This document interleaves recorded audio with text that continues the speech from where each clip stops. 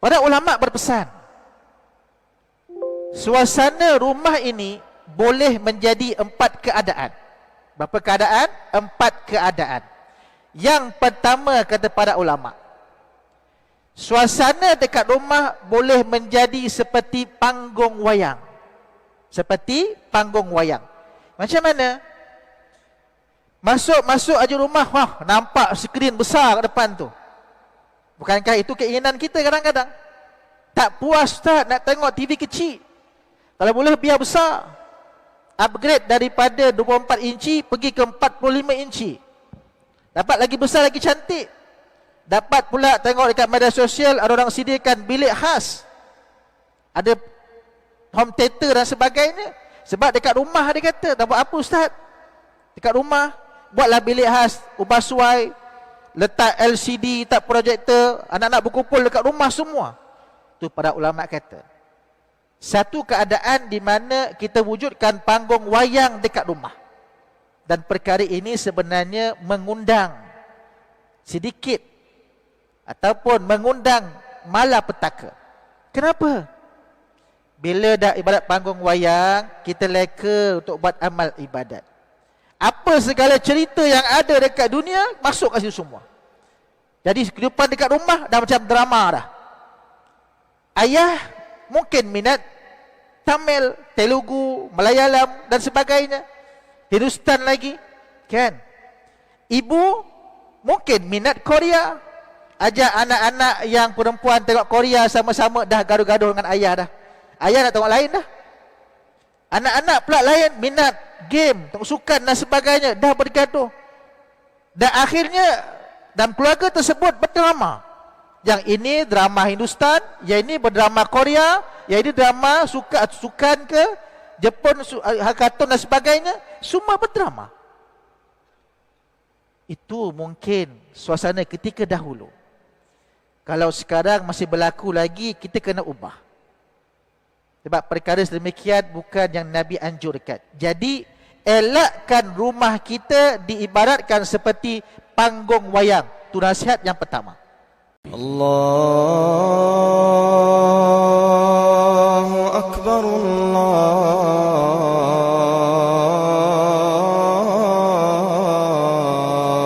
Akbar. Bismillahirrahmanirrahim.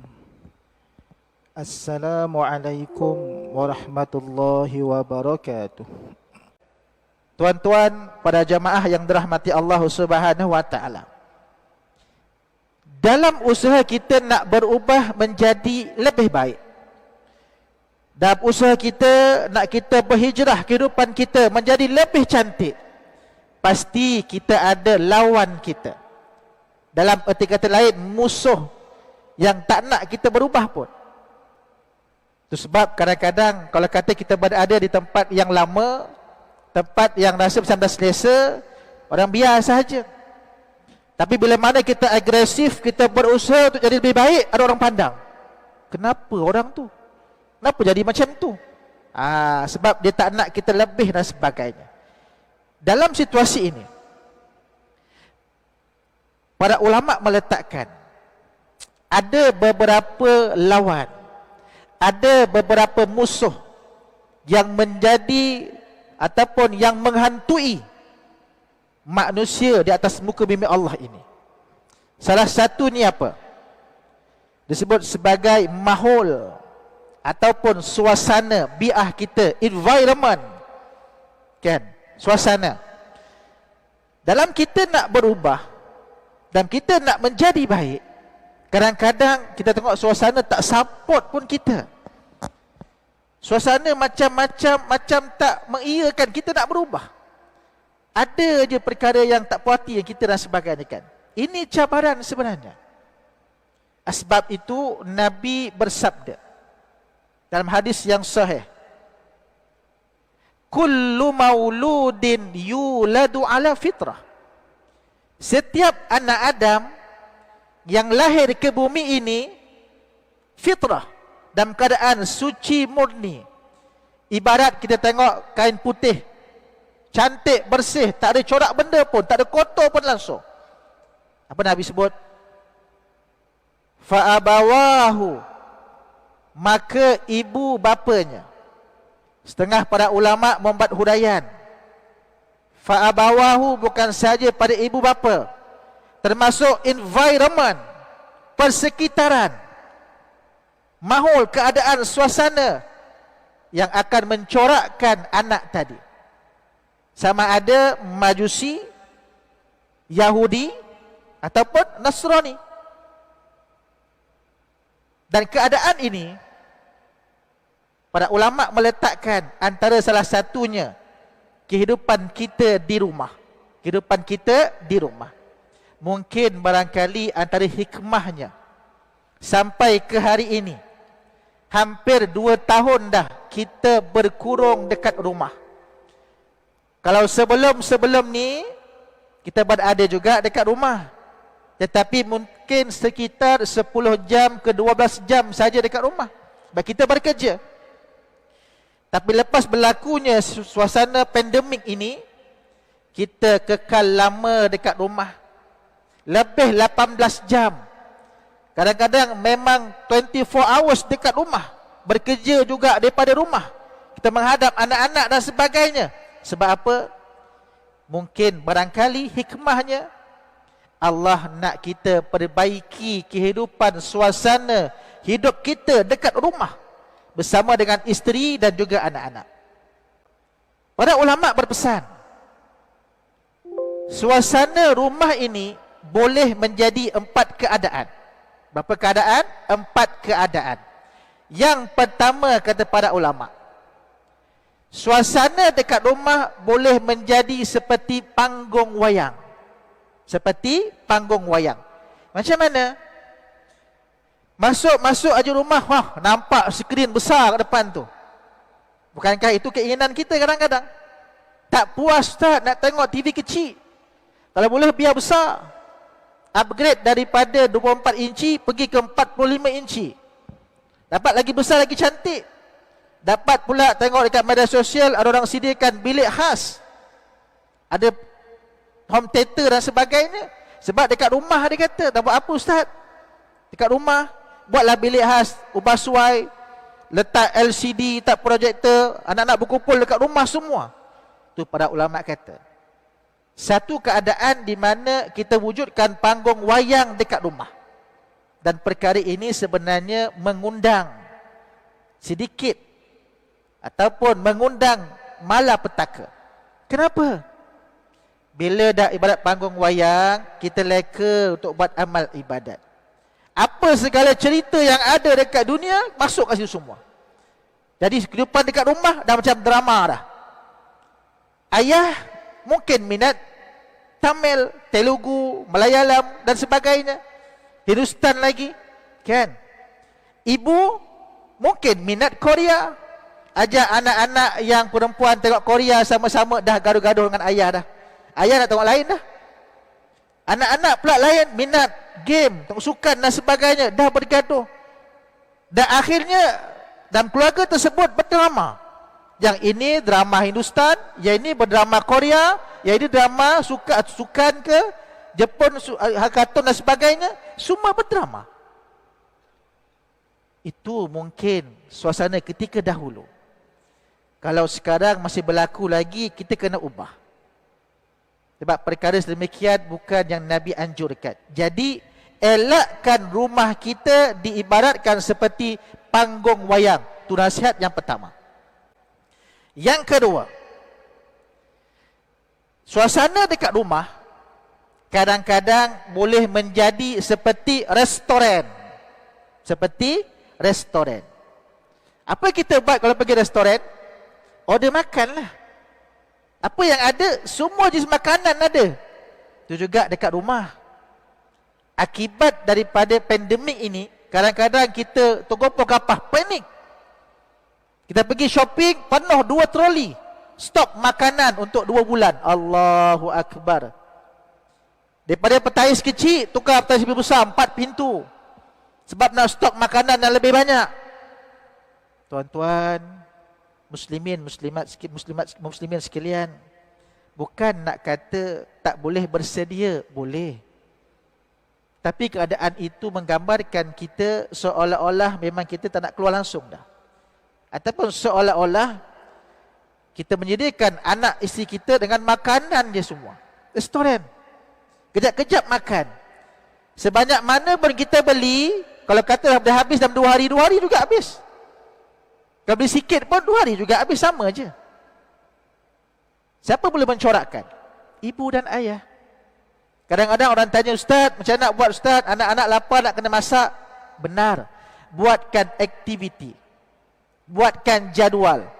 Ini saya akan urangkan yang keempat nanti, seterusnya aktiviti dan sebagainya. Itu sebab para ulama kata, suasana dekat rumah mungkin boleh jadi restoran, tapi jangan kita buat sedemikian. Hatta Nabi sendiri pun tak makan kenyang dalam tempoh 2 hari. Kan? Nabi sering berpuasa, sering mengikat perut. Kita kadang-kadang dekat rumah tak sempat lapar pun. Sebab tak buat apa nak buat. Tengok TV, tadi macam wayang tadi. Tengok TV, kita pergi dapur makan. Dah tu makan lagi.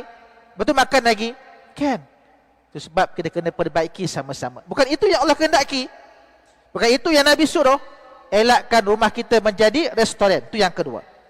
Yang ketiga, para ulama menyatakan suasana dekat rumah boleh jadi seperti hotel. Hotel? Ustaz dah sebut hotel lah Ustaz. Dah lama tak pergi hotel Ustaz, bercuti ni. Anak saya sendiri pun cakap, Baba, lama lagi ke PKP? Lama tak pergi hotel ni, nak mandi kolam. Kan? Ada anak dah terdengar macam tu dah. Kan? Itu juga kita kadang-kadang dulu selalu pergi hotel. Saya kan bercuti setiap minggu dan sebagainya. Hotel apa kita buat? Kita pergi hotel, kita tidur. Kan? Dekat rumah pun sama. Waktu yang terbaik PKP ni apa kita buat? Mencantikkan rumah. Tak salah mencantikkan rumah. Kita hias macam-macam, letak lampu kuning dan sebagainya. Sudahnya, tutup pintu, tutup tingkap, pasang aircon, tidur semua. Kan? Anak-anak tengok ayah tidur, tidurlah. Isteri nak bangun tengok suami tidur, tidur baliklah. Dia tanya kenapa tak bangun? Nak buat apa bangun? Tidur je lah, tidur semua. Sudah. Kan? Artinya daripada pagi sampai ke malam tidur saja. Bangun nak solat pun, sekejap lagi lah, tidur balik lah. Sekejap lagi lah, penat. Suasana tu berlaku. Dan bukan itu yang kita kena buat sebenarnya. Yang keempat, sepatutnya elakkan menjadi seperti panggung wayang. Elakkan rumah kita menjadi seperti restoran. Elakkan rumah kita menjadi seperti hotel. Tetapi jadikan yang keempat ini, yang Nabi anjurkan kepada kita semua. Dan mungkin ini barangkali yang Allah berikan suasana ini untuk kita belajar hikmahnya. Apa dia?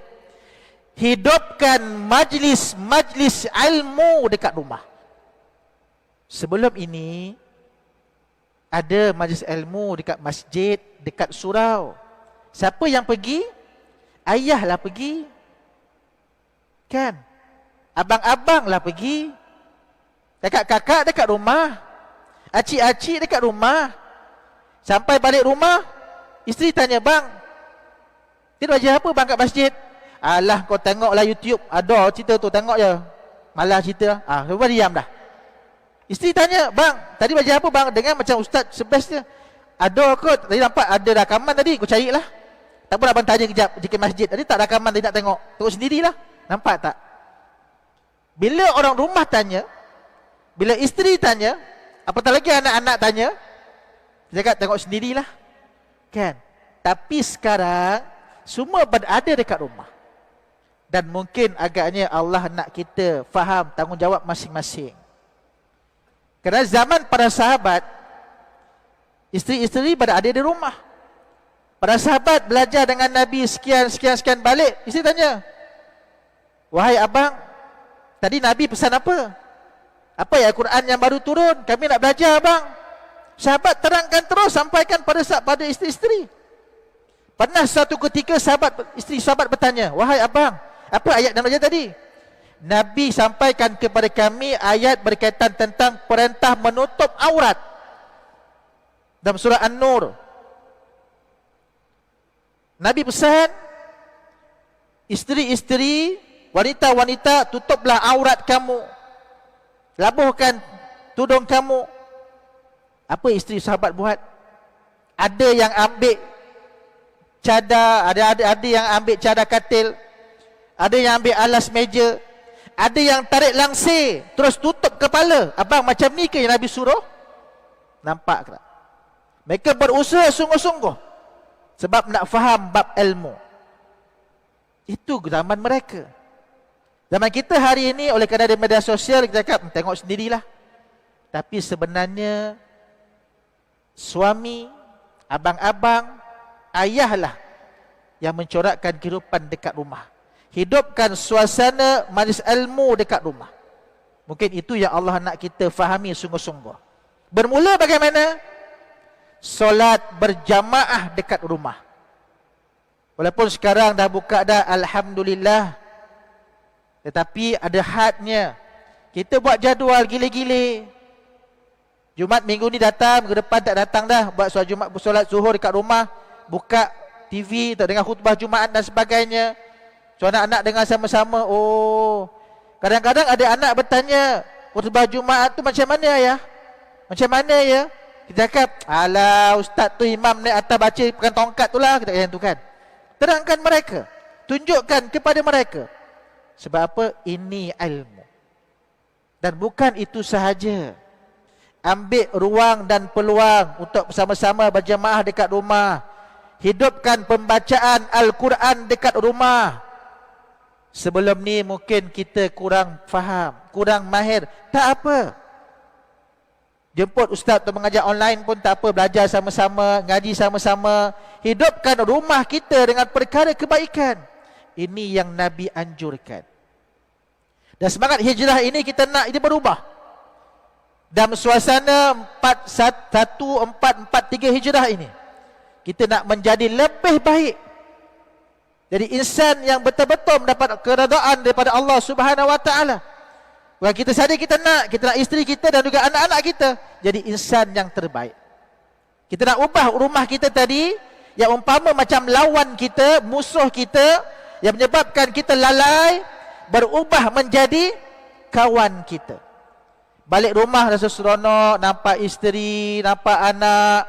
Balik rumah rasa seronok, dapat mengaji sama-sama dengan anak, dapat solat berjemaah dengan anak-anak, dapat doa sama-sama dengan anak-anak. Kan seronok begitu. Jadi ambil semangat untuk kita berubah. Bermula daripada sekarang. Satu.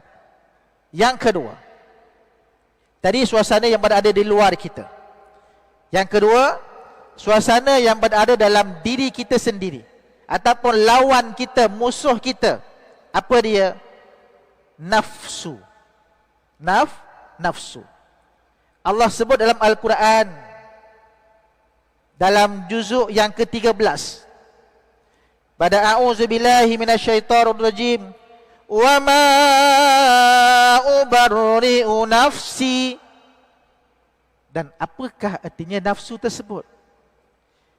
Innan nafsa la'ammaratu bisu'. Sesungguhnya nafsu itu, kata Allah, yang menggerakkan kita, yang mengarahkan kita bisu' ke arah kejahatan, ke arah keburukan. Itu asasnya nafsu yang berada dalam diri kita sendiri. Jadi bagaimana kita nak ubah nafsu ini? Tuan-tuan, para alim ulama, saya berkongsi dengan satu cerita untuk terangkan perkara ini. Suatu hari, cicit baginda Nabi SAW yang bernama Al-Imam Ali Ar-Ridha, dia pergi musafir. Dalam keadaan dia bersafir tersebut, sampai di satu kawasan, dan keadaan dia naik kuda, dan serbannya, ekornya panjang, ditutup muka dia. Sebab dulu kan, ialah naik kuda mana ada Viper, kan? Datang mana Viper pula naik kuda. Jadi tutup dengan serban dia. Sampai tu kampung, orang tahan dia. Wahai imam, berhenti kejap. Dia kata, wahai imam, boleh tak turunkan tutup muka tu, kami nak tengok. Sebab mereka tahu tu cicit baginda Nabi SAW. Bila dibuka sahaja, ada yang menangis, ada yang menundukkan muka dan sebagainya. Sebab mereka rindu sangat tak dapat tengok muka wajah baginda Nabi SAW, dapat tengok cicit Nabi pun dah okey dah. Rindu sangat. Dan mereka pun kata, wahai imam, tolong nasihatkan kami wahai imam. Imam Ali Ar-Ridha tak mesesiakan peluang itu, bahkan tak mengecewakan. Apa katanya? Telah berpesan bapa aku, Musa Al-Qazim, dan bapa aku dapat pesanan ini daripada bapaknya, datuk dia lah. Okay? Imam Ja'far As-Sadiq. Dan Imam Ja'far As-Sadiq dapat daripada bapaknya, daripada Muhammad Al-Baqir. Muhammad Al-Baqir dapat daripada bapaknya Ali Zainal Abidin. Dan dapat daripada bapaknya yakni Husain. Dan Husain dapat daripada bapaknya Sayyidina Ali bin Abi Talib. Dan Ali dapat daripada mana? Bapa mertuanya, iaitu baginda Nabi SAW. Dan Nabi menyatakan, Jibril pernah datang kepada aku dan membawa satu hadis kursi. Apa hadisnya? Inni anallah, sesungguhnya aku ini Allah. La ilaha illa ana, tidak ada Tuhan yang wajib disembah melainkan aku Allah, kata Allah. Man aqarrani bitauhidi, barang siapa yang berikrar, barang siapa yang bersaksian dalam diri dia tauhid kepada Allah, dakhala hisni, dia telah masuk dalam benteng aku, kata Allah. Wa man dakhala hisni, dan barang siapa masuk dalam benteng aku, amina min azabi, dia selamat dan aman daripada azabku. Tuan-tuan, apakah benteng tersebut?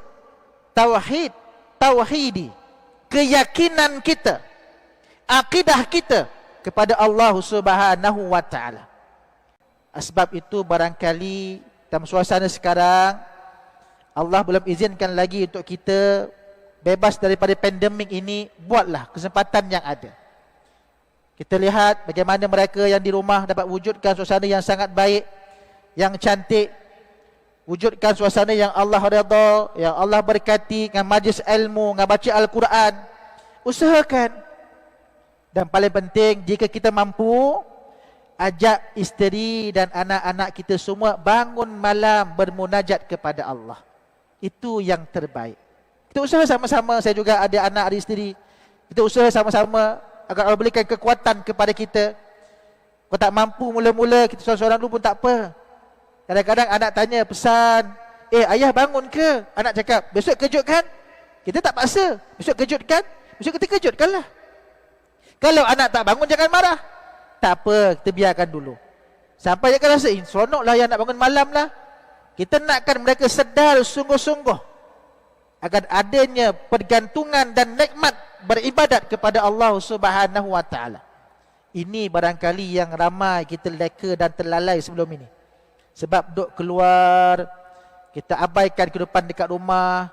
Sebelum ni kadang-kadang malas nak balik rumah. Balik rumah susah kadang-kadang, gaduh dengan isteri kadang-kadang, penat. Balik kat rumah, stres tengok anak-anak. Kan? Kita nakkan ubah suasana itu jadi aman damai. Menjadi tenang, agar kita balik rumah penuh dengan rahmat Allah, penuh dengan keberkatan Allah, seronok. Bukankah itu yang kita inginkan? Sebab kita nakkan supaya kehidupan kita balik kepada Allah Subhanahu wa taala. Jadi dua perkara ini, mudah-mudahan tuan-tuan para alim ulama, tuan-tuan guru muslimin rahimakumullah, dan semangat hijrah ini kita berubah satu, jadikan rumah kita rumah yang terbaik. Rumah penuh dengan suasana keharmonian, keamanan, yang kebaikan. Kita nakkan diri kita juga dapat kekang nafsu kita. Walaupun Allah sebut dalam Al-Quran, Allah menyatakan, wa nafsin wa ma sawwaha fa'alhamaha fujuraha wa taqwaha. Dalam diri kita ini dua elemen yang kuat. Satu fujur, yakni nafsu. Yang kedua takwa. Dan pilihan di tangan kita. Kita nak masuk syurga, nak Allah redha kepada kita, pilih takwa. Tekan nafsu tu. Tapi kalau tak nak, bukan tuan-tuan, tu sebab kita kena sungguh-sungguh. Usaha sungguh-sungguh. Allah beri peluang kepada kita yang hidup ini untuk perbaiki kehidupan kita biar lebih cantik. Jadikan hari ini lebih baik daripada semalam. Dan kita berazam sungguh-sungguh agar esok lebih baik daripada hari ini. Jadi cukuplah perkongsian pada tengah hari ini. Mudah-mudahan Allah sampaikan hajat ini, motivasi ini untuk kita sedar sama-sama. Dan Allah berikan kemudahan kepada kita untuk amalkan dan jadi insan terbaik, insya-Allah. Mudah-mudahan agar Allah berkati kita, Allah selamatkan negeri kita, selamatkan negara kita, dan semua seluruhnya umat Islam di dunia ini mendapat kemenangan dan redha daripada Allah Subhanahu wa taala. Allahumma amin. Sekian daripada saya. Sekian aku qauli hadza. Wassalamualaikum warahmatullahi wabarakatuh.